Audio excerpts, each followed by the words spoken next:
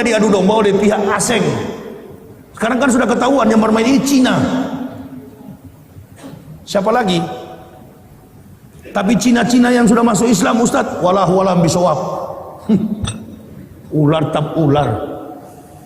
Ular tetap ular.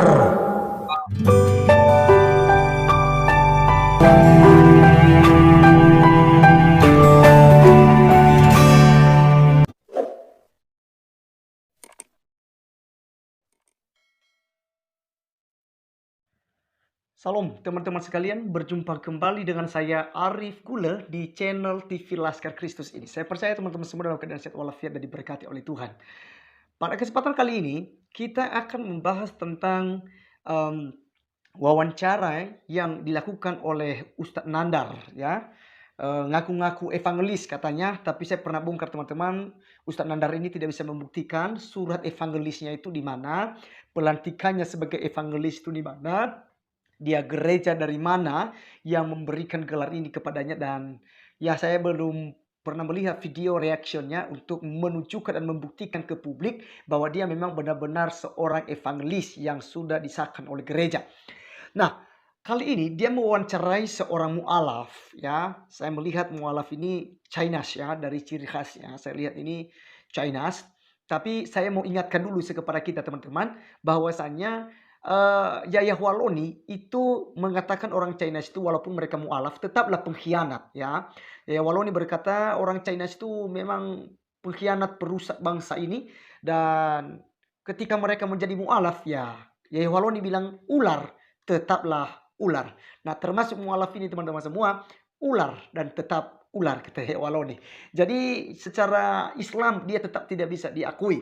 Oke, kita akan lanjut. Di mana dalam videonya Ustadz Nandar dan juga seorang mu'alaf, mereka menjelaskan tentang berbagai macam hal, ya, bagaimana orang-orang Kristen itu buat murtad settingan, ya. Ada orang Kristen sendiri tapi dia ngaku-ngaku sebagai orang Muslim, ya, dan dibayar mahal kata Ustadz Nandar. Dan saya rasa begini teman-teman, apa yang mereka sedang bahas ini menapar pipi mereka sendiri. Kenapa? Lihat channel Ngaji Cerdas, di mana mereka berkata bahwa kami ini mu'alaf itu diancam oleh pendeta, lalu ada kadang-kala kami dibayar, ya, ratusan juta untuk kami kembali kepada kekristenan.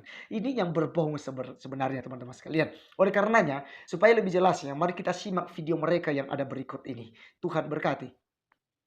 Itu memang realitanya seperti itu atau memang hanya settingan drama gitu kan tadi lu bilang bahwa ada yang lu settingan, bilang tadi ada settingan, yang settingan tapi enggak semuanya settingan gitu. Karena gini, nah gua pernah dulu jawab, mumpung gua ingat ini gua mau nanya. Halo, iya, mumpung gua ingat nu. Nah, menurut lu sendiri orang Kristen yang settingan jadi murtadin itu dibenarkan secara alkitabiah atau tidak? Enggak lah, itu kan udah bohong. Gimana sih lu? Lu gimana sih? Terus kenapa dilakukan? Orang yang ngaku-ngaku itu kenapa dilakukan begitu? Kan udah bilang ada motif duit. Aduh. Motifnya duit lagi. Oh my god, duit lagi ya. Kuasa hukumnya Mbak Marlina, korban kekerasan seksual yang lagi ramai dibincangkan di media.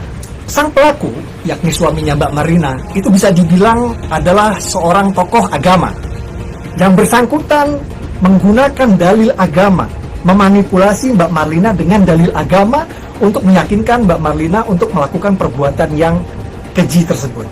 Benar, saya istri dari ayahnya Taki Malik. Saya dipaksa oleh ayahnya Taki Malik untuk melakukan anak, walaupun saya tidak mau.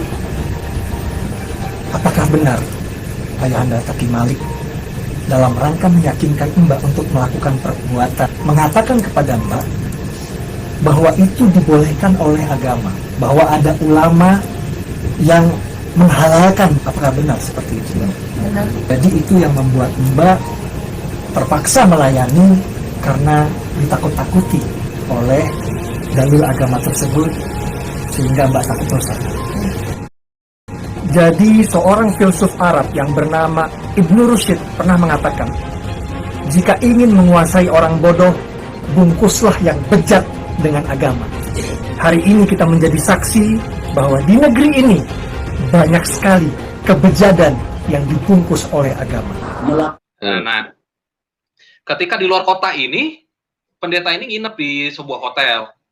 Bukan hotel plus ya, beneran hotel bersih, hotel. Nah, ketika di hotel itu tuh dia didatengin sama satpam. Ya, satpam tak pelayan hotelnya deh. Pak, Bapak perlu selimut nggak? Pendeta ini bingung. Bukan, dengar dulu makanya. Pendeta ini bingung. Selimut, kan saya udah punya selimut, Pak. Bukan, Pak. Yang ini selimutnya lebih anget. Udah mulai paham nih dia nih. Oh, enggak Pak. Yang ini cukup selimutnya.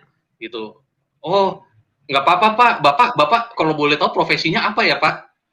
Profesi saya pendeta. Saya lagi menginjil ke sini. Satpamnya bilang apa? Wah, kalau pengkhotbah kita kasih diskon, Pak. Gila nggak? Banyak pendeta yang udah ke sana ya, ke tempat tersebut, itu yang namanya orang dikasih diskon artinya apa? Langganan, sering, ya nggak? Oh gitu. Iya. Kuasa hukumnya Mbak Marlina, korban kekerasan seksual yang lagi ramai dibincangkan di media. Sang pelaku, yakni suaminya Mbak Marlina, itu bisa dibilang adalah seorang tokoh agama. Yang bersangkutan menggunakan dalil agama, memanipulasi Mbak Marlina dengan dalil agama untuk meyakinkan Mbak Marlina untuk melakukan perbuatan yang keji tersebut. Benar, saya istri dari ayahnya Taki Malik. Saya dipaksa oleh ayahanda Taki Malik untuk melakukan anak, walaupun saya tidak mau. Apakah benar ayahanda Taki Malik dalam rangka meyakinkan Mbak untuk melakukan perbuatan, mengatakan kepada Mbak bahwa itu dibolehkan oleh agama, bahwa ada ulama yang menghalalkan? Apakah benar seperti itu? Benar. Jadi itu yang membuat Mbak terpaksa melayani karena ditakut-takuti oleh dalil agama tersebut, sehingga Mbak takut dosa.